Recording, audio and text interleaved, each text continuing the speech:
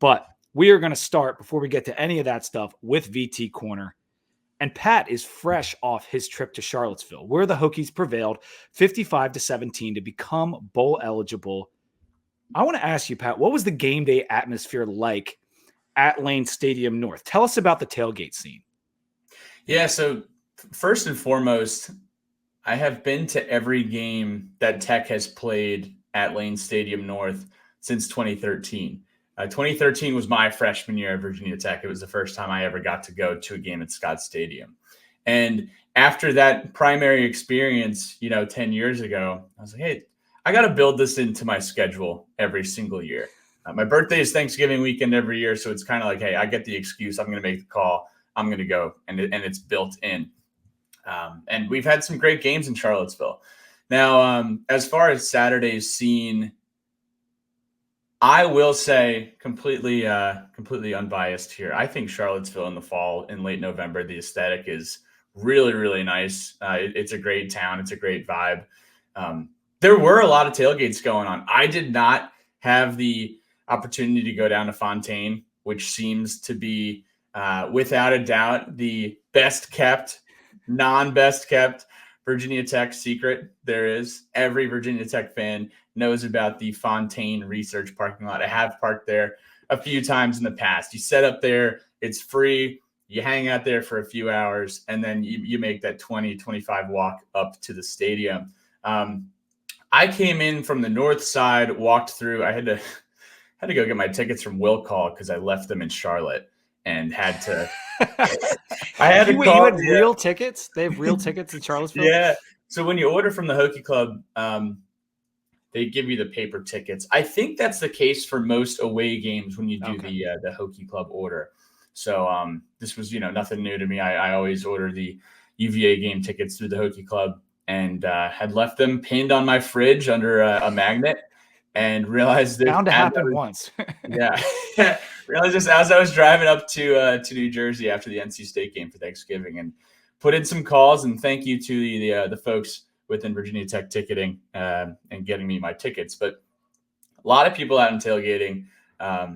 It seemed that a lot of these people did not come into the game until midway or post. Yeah, was it hard to get in? Like, was there lines? Like, I know sometimes at Virginia Tech, it's tough to just get through the entrance line. Was that what was going on? Because it was so empty when the game started. Yeah, it was funny because, when we were way up high and just looking over, seeing so many people still waiting to get in the gates well into the first quarter, it seemed like the people outside, and I don't know if it was mostly Tech fans or mostly UVA fans, but so many of them may have thought the game was kicking off at 4:00, not 3:30, which was a sight to behold. But yeah, I mean, walking in there, got in probably 15 minutes till kick, said, hey, we're going to get a beer, get in the beer line. And, 10, 15 minutes goes by, really, really long beer lines. And then we finally get to our seats, and we're pretty high up in the 519 section. It is sardine jam-packed with Hokie fans. Like, this is awesome. Here with our people. And walking halfway up the stairs, John Love kicks the field goal to go up 3-0. And I turn and look at all these empty metal bleachers. And I motioned to some of the people that I'm with. I'm like, hey, let's go down there. Because I've never seen so many empty bleachers in my entire life, and been going to this game for the last 10 years. For a rivalry game, yes, exactly. Crazy, absolutely. But crazy. it did tend to fill up. I know Clark had a comment in there earlier on this chat, said UVA had chaos, and they did. And I'm pretty sure he was in the Fontaine lot. Devin, I've got his comment on the screen. I think he might have been with that crew. Those guys were getting after it, drinking a little heavy beer, little bourbon. Looked like a lot of fun, and I was very jealous to miss it, especially with how the game ended. But why don't we hop into the game? Because right off the bat, this game reminded me of the BC game. And you might have missed a little bit of this as you were getting beer and getting settled. But we had a false start on a 3rd and 1 and a promising drive where we had to settle for a field goal. But it showed to me, that drive still showed to me we were going to move the ball. It was exactly like BC. And after a bad second drive where we got a tackle in the backfield, we had a 4th and 2 just inside of UVA territory. And Drones rolls out, hits a wide open Steven Gosnell for the touchdown. and we were rolling. What was the confidence level like for the Hokie fans at that point? 4th and 2, you go up 10-0. It was a perfect play call too. Play action rolls to his right. Gosnell is wide open, and Drones delivers a perfect pass, and he just bolts to the end zone. I had just met Stephen Gosnell's girlfriend outside in line while we were waiting to get our tickets, and I was like, "Hey, Stephen's on a heater. 2 games, 2 touchdowns in a row. All of a sudden, pointing. first quarter, Stephen Gosnell scores the first touchdown of the game. We're up 10-0. And meanwhile, we had just moved down to the corner where all these empty seats were, and saw Ann Castle and Steve Upton and Pete Fox all down there. And we were just, first of all, we were just overconfident because of how bewildered we were that there was no one sitting there. We're like, hey, we need to win by 100 today. And then 4th and 2, getting aggressive. Tebow, as Billy Ray likes to say, took his Viagra, and Stephen Gosnell gets on the board, and you're up 10-0 early in the first quarter. Now, Pete, as you know, and as Hokie fans know, scoring in the first quarter has been a challenge for Tech all year long, and putting up a 10 spot like that on the road with a ton of Hokies behind you, it felt like home. So that was big time. The confidence was really high. Yeah, I felt super good, and my wife could confirm that watching me jump like an idiot off after that call, because it was a great call. And a lot of the play calling early in the game, when the game was still in hand or in contention, was very good. I thought Tebow called a very good game. And other than the fumble inside the 5-yard line, they could not stop us. We got it quickly to 24-0 at the half. Our first drive in the third quarter was a touchdown on one play, the 84-yarder to Felton, which was, again, another perfect pass by Kyron. UVA kicked a field goal in the ensuing. They kicked that field goal. The next kickoff was the Tootin kickoff return. Yep. He took it 94 yards to the house and made it 38-3, which 38's a favorite number of ours back from the 2011 days. But the route was on, man.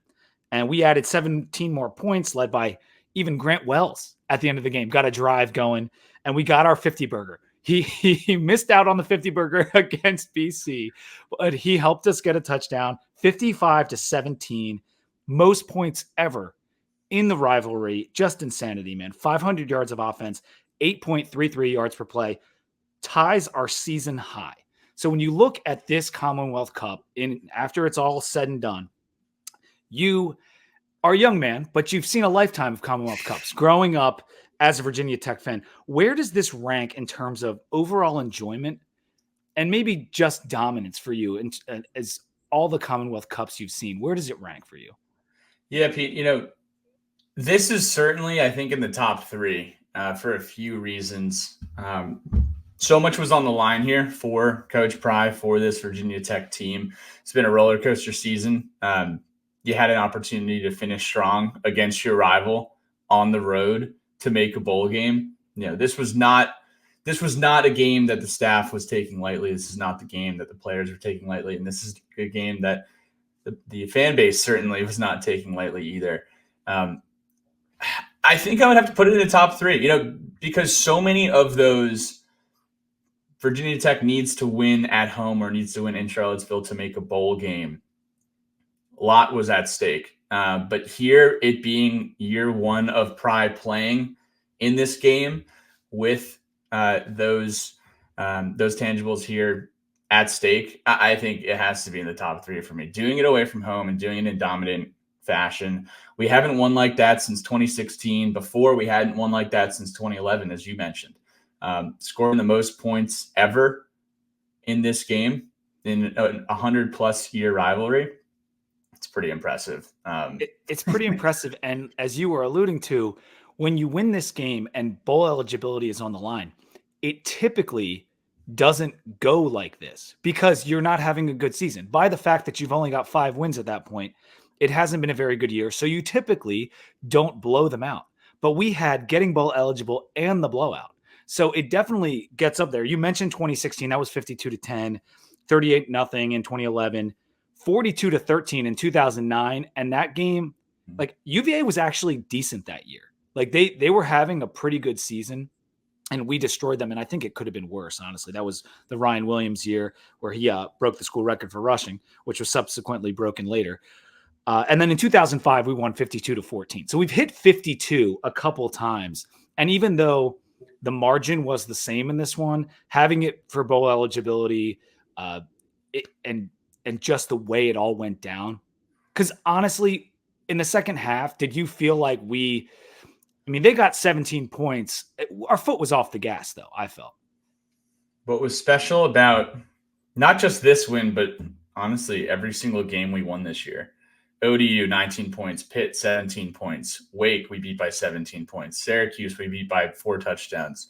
Boston College, we beat by 26 points. UVA, we beat by almost 40 points. Every fourth quarter of those 6 wins was comfortable as a fan.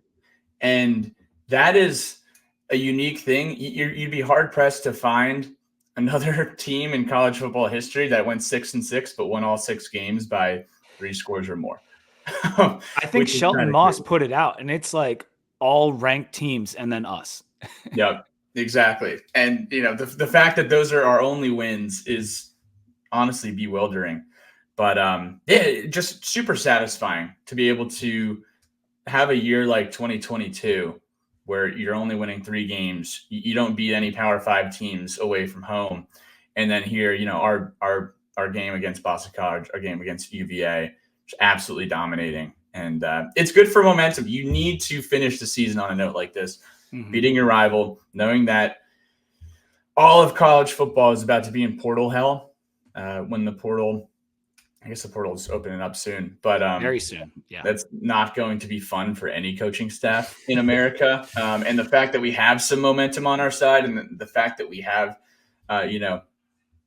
positivity from the second half of the season is certainly a good thing. Yeah, Clark has a comment here. It's funny how almost all the big wins happen in Charlottesville. Hard to top Beamer's last game in the series. Really emotional day. That's true. Some other ones that I thought were satisfying. 2007, when the championship game was on the line, we're facing up against Chris Long on the other side, and Tyrod got it done, and we won the game.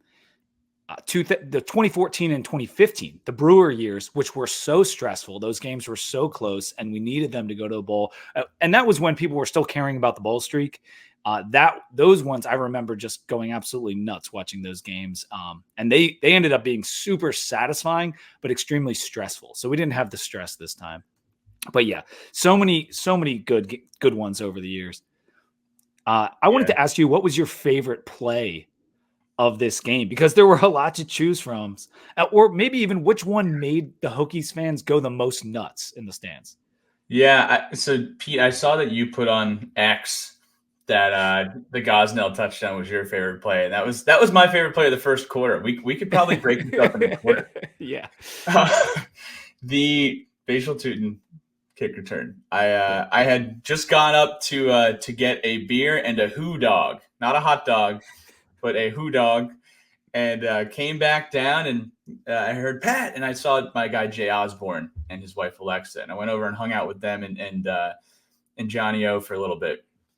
And this was right before UVA kicks from the 7-yard line, and they score their first points of the day.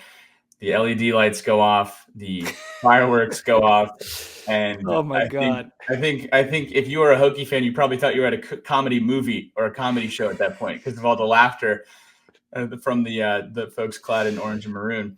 That's so funny, man. We get the ball back, and Tootin, he's not running into a brick wall, but he's certainly running into some traffic. And Jay is like, go Tootin, go Tootin. And his wife nudges me, and she's like, every single time Tootin goes the ball, this is all I hear from Jay. Go Tootin, go Tootin. And then all of a sudden, Tootin goes, and Tootin went, and Tootin scores, and starts celebrating at the 30-yard line. Just that was chaos. That was certainly chaos in this section. I mean, the game was already out of reach and certainly out of control. But we were just pouring it on, and we knew that 50 was going to be very, very close after that Tootin score. Kick returns always have a way of building the crowd because it's such a long play typically. And with the way that one played out, you mentioned the traffic, like it really did look like he was bottled up. And then when he broke loose, I'm sure the Hokies fans were just going absolutely crazy. And it was that the one, he has the hand up in the air. Hand up in the air. And I'm just looking the whole time, like, any flags, no flags. Yeah, that was sweet. And it was kind of like a really cool for Tootin, who's had such an amazing season, such a hard fought season. He's been banged up with injuries, but he plays in every game. He gets a ton of yards, and he is honestly, in some ways, like even too good to be on our team. Like, you know what I mean? Like he is an elite playmaker, and we are so lucky to have him and pull him out of the portal. Great pull by the coaching staff to bring Bashaw into the Hokies. And that was amazing. I really loved the speed we saw from Felton too on that long one. That was incredible because there was defenders in front of him and he just burst right through the seam there. After every single Tech game, and even more to my appreciation of Tech win, I look at Bill Roth and his post-game late hits that he posts. Oh, those are great. I love those. So good because he'll pull some good nuggets, and one of them was about Daquan Felton's touchdowns this year. For the season, Felton has touchdowns of 62, 54, 39, 34, 70, 42, and now 84 yards. This is a guy who has 38 catches on the year, 17.6 yards per catch, and 8 touchdowns on the season. Daquan Felton has been rock solid, especially the second half of the year. But you're right. The breakaway speed that we saw in that 84-yarder catch and run was like he was a track star. I remember David Wilson and Dimitri Knowles. They were I don't know if both of them were 100-yard sprint guys, but or 100-meter. But I mean, that was out of control, awesome. And I see Mike's comment here. Felton looked like Ryan Williams dragging the defender into the end zone. He did. And adding that element, that big playability element, is something that Tech has severely lacked over the last couple of years. And when we lost Allie Jennings for the season, we didn't know who was going to step up. We knew Lane had ability, and I felt bad for Lane because he had his own speedster touchdown called back where he embarrassed those guys with that speed, and it got called back for a penalty. But that is something we've lacked so much. And to have it with these guys, with Tootin and Felton and Lane, it's been such a breath of fresh air. And it really helps a team who can't consistently move the ball all the time because of some of our deficiencies up front.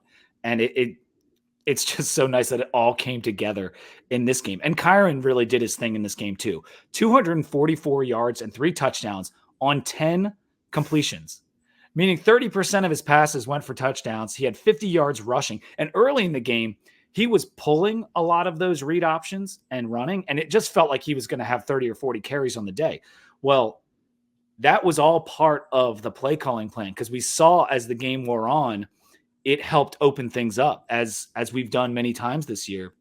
And Tootin was able to get a lot of holes. At one point, he had 120 yards on 12 carries.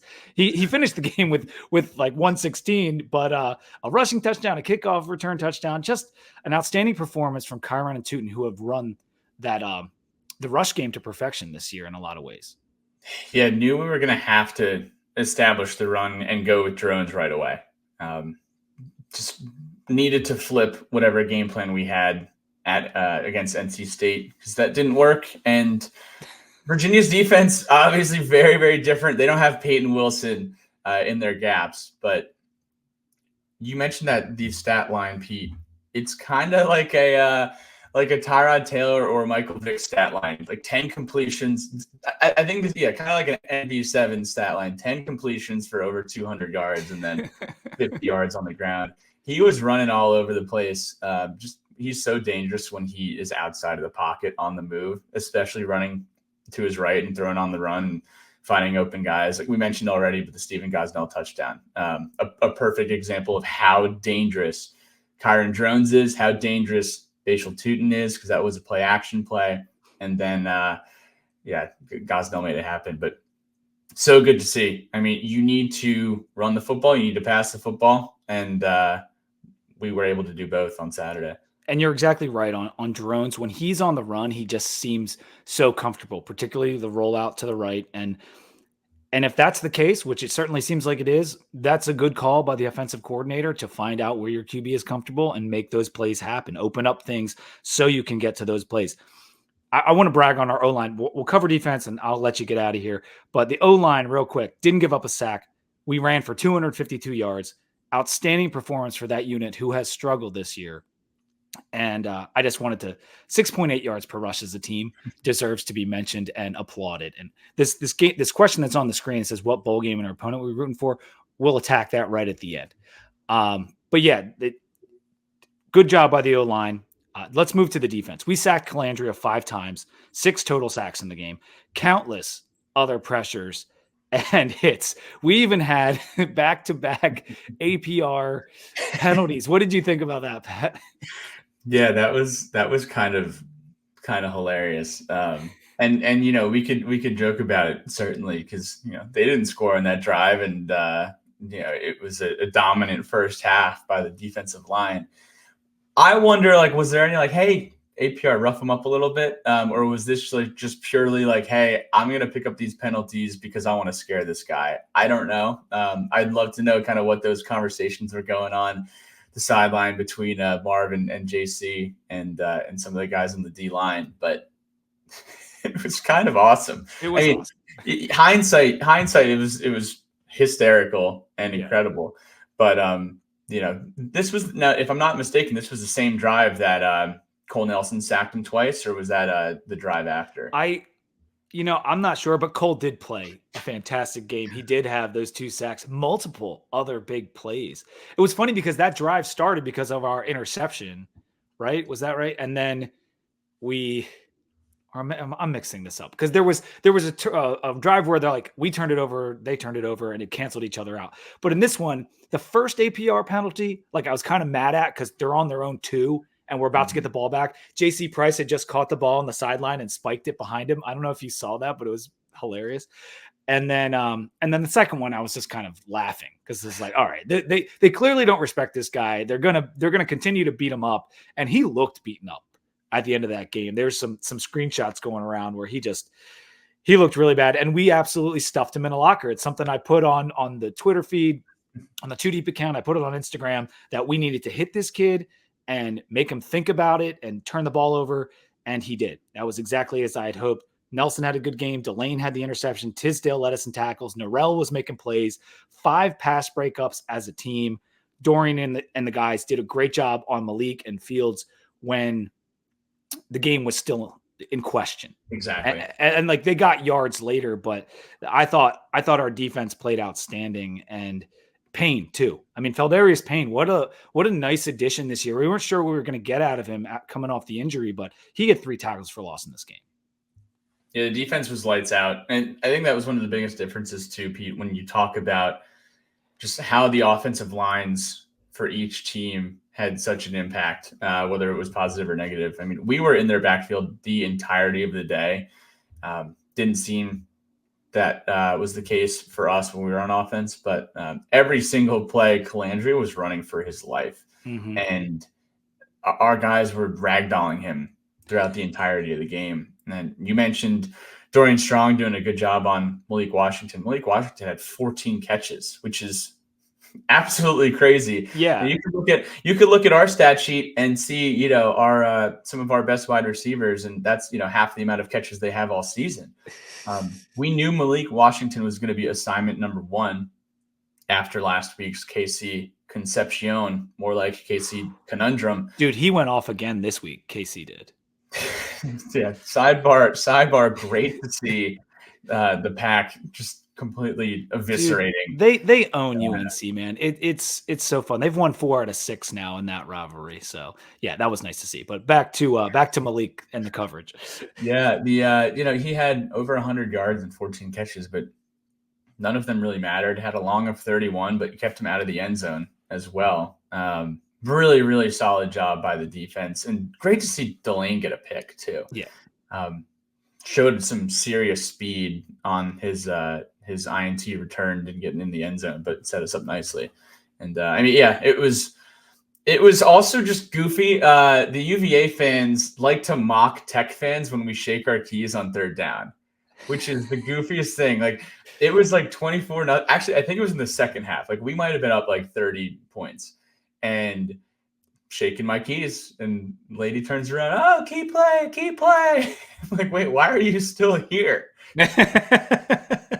Right. It is a key play. We still care. Yeah. I'm watching the game. I was out at the bar in the second half with some friends, and like it's 48-17 or whatever it was, and I am still like locked in. Like I want us to just keep scoring. I want us to keep stuffing them, and I think that's how every Virginia Tech is like. I want more. I want more. And yeah, I'm glad you got to stick it to them, because at the end of the game, we rushed their field again.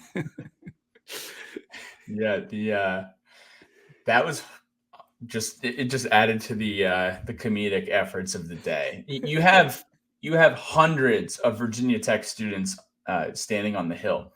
And I got a text from Adam Gentile, who's a senior at Tech, early in the day. He was like, or not early in the day. He was like, "Hey, come to the hill, come to the hill." I was like, "Dude, no, like I didn't bring my cleats. I don't need that lower back pain. Like I'm gonna go to my seat." But shout out to all those Hokie students who made their way. Yeah, did they just like bust them up or something? Like where'd they all come from? Yeah, they got the memo that last time it was really fun up in Lane Stadium North, so they all decided to join in on the party. But clock hits zeros, and all of a sudden, I don't know who it was. It was probably all the kids who did it last time. They're like, "Hey, let's make this a lot more fun and go celebrate with the team." That's exactly what they did. And all of a sudden, there were probably at least 1,000 Virginia Tech fans on the field. And so we turn and look around and say, "Hey, let's go." And we got on down there and just did the same thing we did last time. Hung out, took some pictures, had some fun. JC Price, the 50-yard line is. Yeah, that's his smoking section out there. Yeah, Scott Stadium is a no smoking area except for on the field, except for on the field and in the visitor locker room. So something I was talking about with Robbie before the game was that this was Pry's first matchup. It was Elliott's first matchup. You had mentioned that earlier in this podcast, and it's hard to know how the team's going to come out and play. We know Pry has an understanding of the rivalry from being in Virginia Tech's program in the past, growing up or not growing up, but like going to high school in Virginia. And he preaches the flagship program and the importance of recruiting the state. So you knew he was going to put an emphasis on it. But I kind of had forgotten there's so many talking points going into this game. He has JC Price to lean on when you are trying to motivate this team, trying to emphasize the importance of this game, because there's a lot of new guys on this roster and they clearly got the message.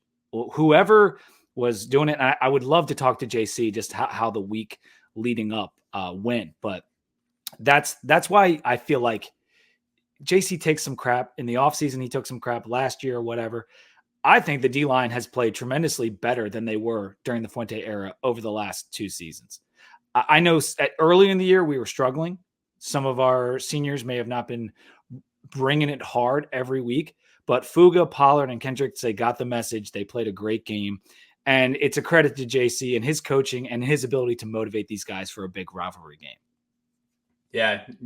Also noted that I saw and I picked up in Bill Roth's late hits, 38 sacks on the year, 6 on Saturday. 38 sacks is the most in the Atlantic Coast Conference. You lead the conference in sacks. You probably had a good year. You probably have some good guys that you've been leaning on.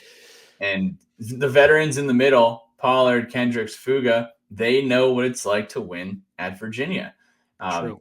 And you add newer guys like Burgos and Cole Nelson. I guess Cole Nelson's been around a while now, but and then APR into the mix. And it's going to be chaos. You got a guy like JC leading the defensive front, and this is his 3rd time lighting up at Scott Stadium. I saw someone put up a side by side.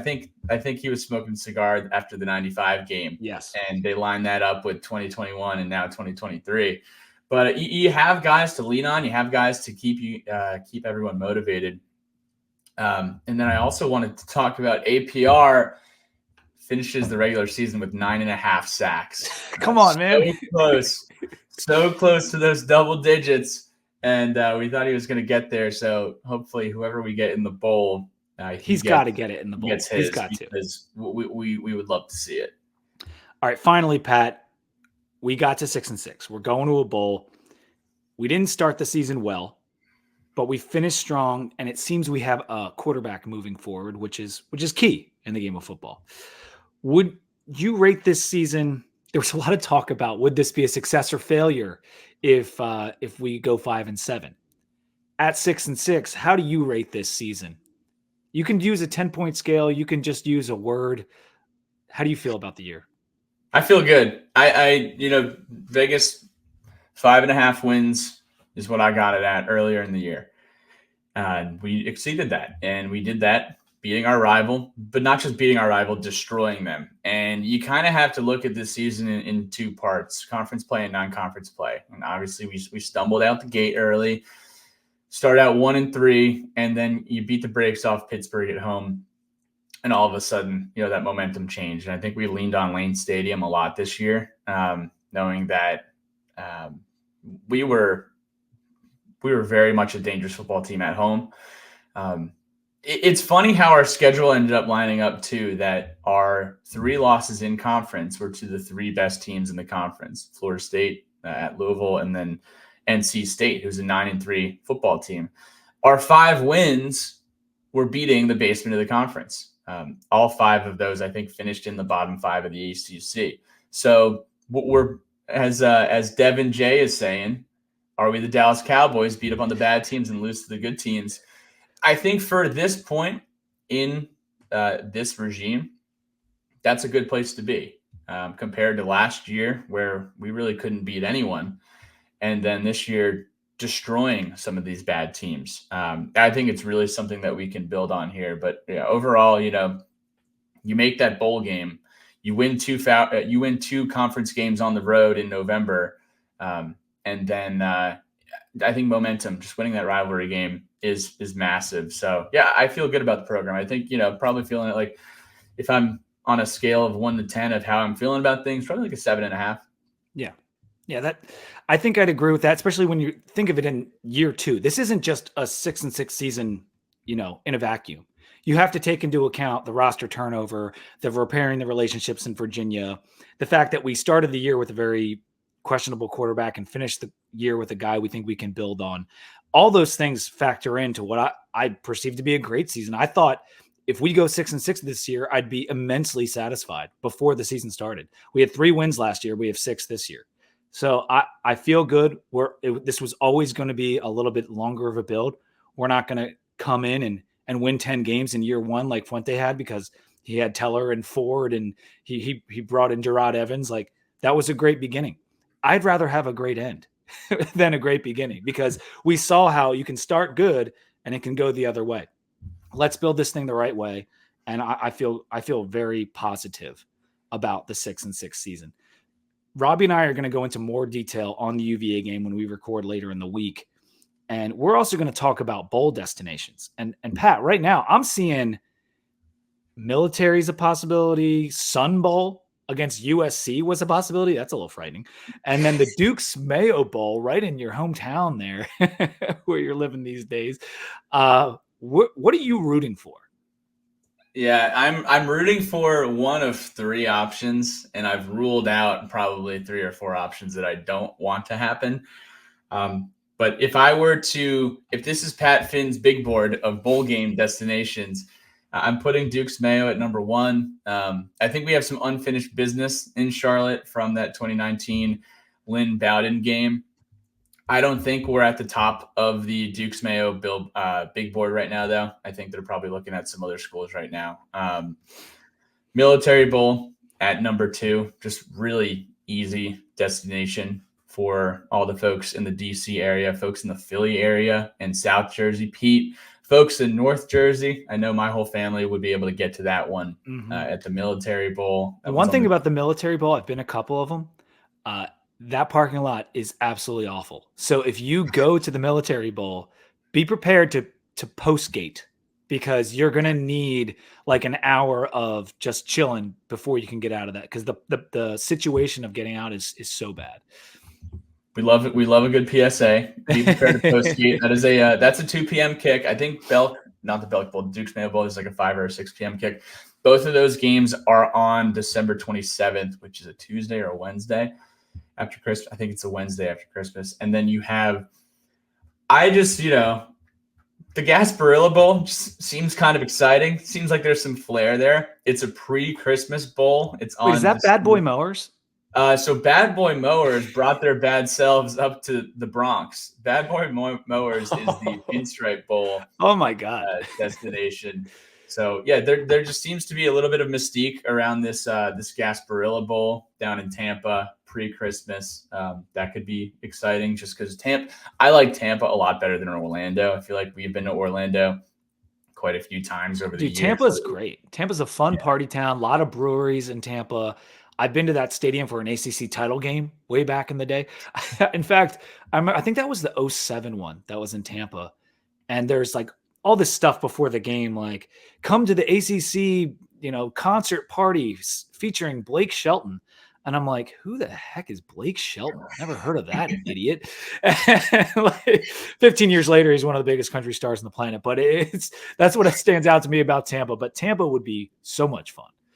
Tampa would rule. Yeah, I know we don't have the Gator Bowl tie-in anymore. I guess the Orlando Bowl is now called the Cheez-It Bowl, which is just a crack up to begin with. Tony the Tiger Sun Bowl, right? Yeah, honestly, anywhere but El Paso. I think a lot of folks would agree that unless we have folks who can get to El Paso easily. But I'm a seller on the Tony the Tiger game. I know that is a good tradition, but probably not going to make it out there. And then there's the baseball bowls. There is the Pinstripe Bowl. There's the Fenway Bowl. Went to the Pinstripe. I'm actually wearing my Pinstripe Bowl T-shirt today to commemorate us making the bowl game. But I am not interested in seeing us play at a baseball stadium. Didn't really have the best view in 2021 of the Pinstripe Bowl. So kind of ruling that one out. And Fenway, it's going to be colder than it is in the Bronx. So do we miss any? Do we miss any that we're in contention for? I don't know. But like I think the actual possibilities are probably very few. Like I feel like it's going to – you said Duke's Mayo, but like to me, it's like 90% chance of a military bowl. Yeah. Like that's what it feels like. And that would be fine because we're going to bring a lot of fans there. There's not a bad seat in that stadium. Like it's not a very big stadium, but it's a fun place to watch a game. Hopefully we get some sun this time because the last time it was pouring rain in our loss to Cincinnati and it was not very fun. But I will say this about El Paso. I was talking to my brother-in-law about bowl possibilities, and he was in the military, and he's like, El Paso is pretty fun. He's because he was stationed down in Texas for a little while, and he's like, I'm like, but it's so close to Juarez. He's like, yeah, but it's across the border. It's fine. It's a nice little town. Have some fun. And I'm like, okay. He's like, the food is great. I bet the food is awesome. And you mentioned it not being sunny at the last military bowl. Hopefully there'll be some sun at whatever bowl we're going to. Yeah, Sun Bowl or not. For sure. Well, Pat, I'm going to let you go, but I did want to tell the listeners that on the National Championship Game Monday, we are going to have a College Football Monday viewing party on this channel. That's right. Live on this channel, me, Pat, probably Billy, Robbie, and many other guests will be watching the National Championship Game of the College Football Playoff with you live. We'll be talking Hokies. We'll be talking about the game. It's going to have that Peyton and Eli feel. Hopefully, we're not likely as funny as they are, but Pat can compete with those guys with his personality. So it'll be a lot of fun. So make sure you're paying attention to that. We'll get a list of guests and what the deal is for that National Championship Monday. But I didn't think there was a better way to celebrate the end of the season on College Football Monday with the National Championship game, which is on a Monday. So anyway, Pat, thank you for joining me this morning. You stayed longer than I had promised that you would have to, but you had great things to say. And now I'm going to do 40 minutes of college football talk after I hang up with you here. Awesome, Pete. Always a pleasure. Good to see you. And hey, most importantly, glad we got that win on Saturday. Looking forward to these extra practices. We don't have to go to practice as podcasters here, but it does give us some good content as well. But Pete, yeah, love what you're doing with College Football Monday. Fired up for that national championship broadcast that we'll do, and hope everyone has an awesome week. Yes, sir. Later, Pat. Go Hokies.